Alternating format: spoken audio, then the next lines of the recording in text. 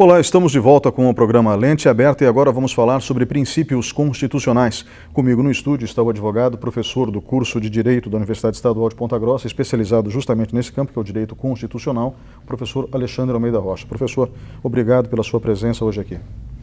Boa noite, Ney. Agradeço ao convite. Boa noite aos telespectadores. Espero contribuir aí com algum esclarecimento sobre o tema. Professor, nós temos em TV aberta um público muito amplo e se tem uma coisa que nós não podemos no Brasil dizer que desconhecemos a lei, mas na verdade é isso que acontece, então se tem uma coisa que podemos afirmar no Brasil é que a nossa população nem sempre conhece a lei e seus aspectos derivados. Eu não falo aqui conhecer como um jurista conhece, mas conhecer aquilo que é obrigatório, né? Direitos e deveres. Até porque a nossa legislação é complexa, assim como a nossa Constituição também é. Mas a nossa Constituição é regida por alguns princípios básicos. Comentávamos um pouquinho sobre a corrente filosófica que inspirou a Constituição, que é uma corrente que teve seu sucesso maior na Suécia, uma política de bem-estar social, que é a social-democracia, e que acabou inspirando uma série de outros países também nesse mesmo sentido, o Brasil entre eles. A Constituição de 1988, ela tem que princípios que são essenciais para que nós possamos compreender e cumpri-los no dia a dia?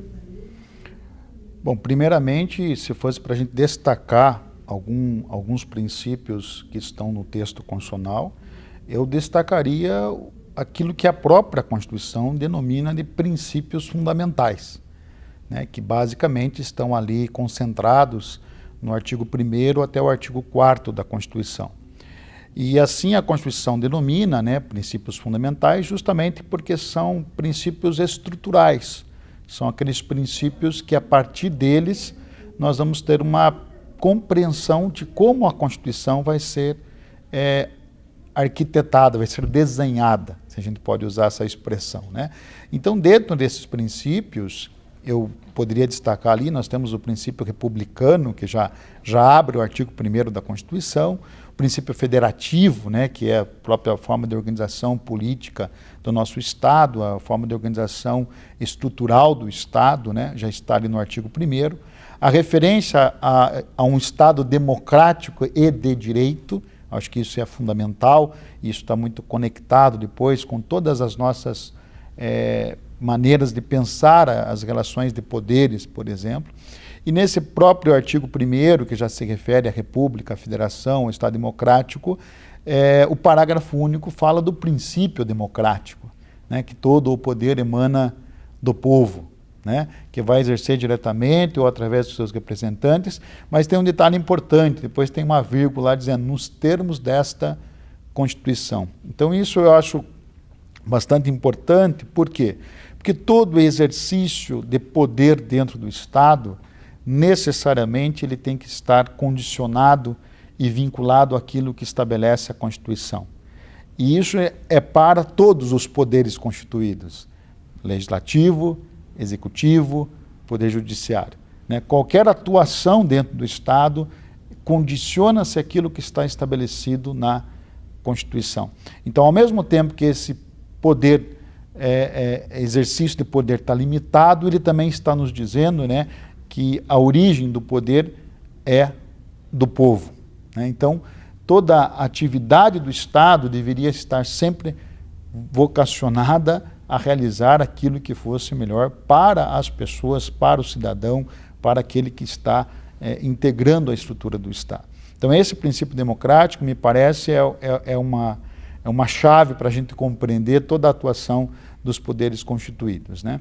E é um princípio fundamental que surge justamente com o constitucionalismo, né? Quando a gente usa a expressão constitucionalismo, é para identificar aqueles momentos na história, aquelas correntes ideológicas, políticas que tiveram como finalidade primeira limitar o exercício do poder, né? Então vai aparecer isso no constitucionalismo americano, vai aparecer no constitucionalismo francês, vai aparecer no constitucionalismo inglês, quer dizer, qualquer experiência constitucional, e a nossa não foi diferente, no nosso constitucionalismo vai aparecer a necessidade da gente criar uma justificativa para o exercício do poder. E essa justificativa para o exercício do poder ela está consubstanciada nesse princípio democrático, né? Que ao mesmo tempo indica a origem, ao mesmo tempo vai nos dizer, ó, toda atuação tem que ser necessariamente prevista e de conformidade com aquilo que está na Constituição.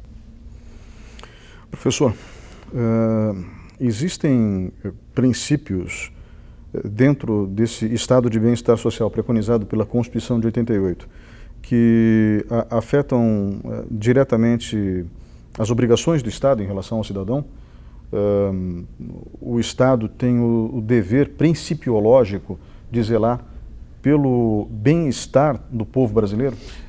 A configuração do nosso estado de bem-estar, eu acho que a gente pode dizer assim, né, ela está na Constituição, e a Constituição, desde a sua origem, desde os trabalhos constituintes, sempre foi uma discussão entre o público e o privado, ou seja, sempre ao mesmo tempo a gente preservando uma atuação do Estado, e aí sim a gente pode extrair da Constituição deveres estatais, ou seja, deveres do Estado para com o cidadão. Podemos dizer que aquilo que é básico, né, e que está sempre sendo objeto de discussão, é saúde, educação e segurança. Quer dizer, são basicamente três coisas importantes que estão na Constituição, e a partir da Constituição a gente pode extrair deveres do Estado para com a população, com o cidadão em relação a estas áreas, né? Então isso está no texto constitucional. Mas também está no texto constitucional uma corresponsabilidade, né, no sentido que a sociedade também tem que, de alguma maneira, contribuir para que se realize aquilo que está na Constituição, né? A Constituição ela não estabeleceu somente deveres para com o cidadão em relação ao Estado, mas também estabeleceu direitos e deveres fundamentais do cidadão para com o próprio cidadão, né? A gente sempre fala, quando se discute direitos fundamentais, eu tenho uma relação de verticalidade, ou seja, onde o cidadão está relacionando-se com o Estado, e aí sim o Estado vai ter seus deveres estatais, mas tem uma relação que também é entre particulares, onde também os direitos fundamentais têm que estarem presentes, né? Não é somente numa relação vertical, mas também numa relação horizontal. Mas é verdade que, do ponto de vista dos compromissos do Estado nessa área social, por exemplo, isso é perfeitamente possível ser extraído da Constituição. Eu sempre gosto de trabalhar um pouco de forma desideologizada isso.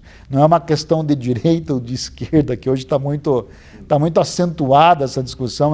Você é de direita, você é de esquerda. Na verdade, a gente tem uma Constituição que estabelece diversos direitos fundamentais, direitos de categoria social, e, obviamente, esses direitos, para que eles possam ser devidamente concretizados, eles precisam de políticas públicas pensadas, políticas públicas que possam, de fato, assegurar ao cidadão o acesso ao exercício daqueles direitos, né? Então, isso não é necessariamente uma questão de esquerda ou de direita, é uma questão de cumprimento daquilo que está já estabelecido no próprio texto constitucional. Hoje parece que a gente faz uma defesa da Constituição, não é muito difícil as pessoas confundirem, você é de esquerda, você é de direita.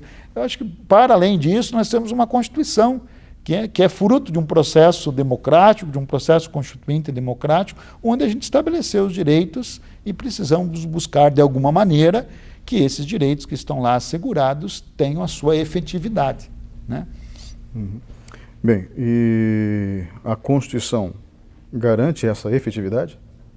Não é a Constituição que vai garantir. Eu sempre gosto de dizer o seguinte, a Constituição por si só não vai garantir absolutamente nada, né?